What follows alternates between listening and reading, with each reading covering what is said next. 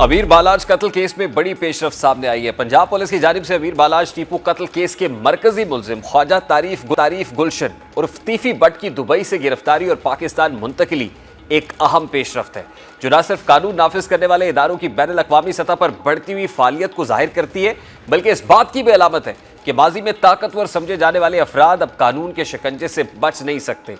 तीफी but पर इल्ज़ाम है कि उसने फरवरी 2024 में लाहौर में होने वाली एक शादी की तकरीब के दौरान अमीर बालाज टीपू को फायरिंग करके कत्ल किया। ये वाक़या उस वक्त शहर भर में खौफ व हिरास का बाइस बना था, क्योंकि मकतूल का ताल्लुक एक बाअसर कारोबारी और समाजी खानदान से था, जिसे माजी में टीपू ट्रक्का वाला के नाम से जाना जाता रहा है।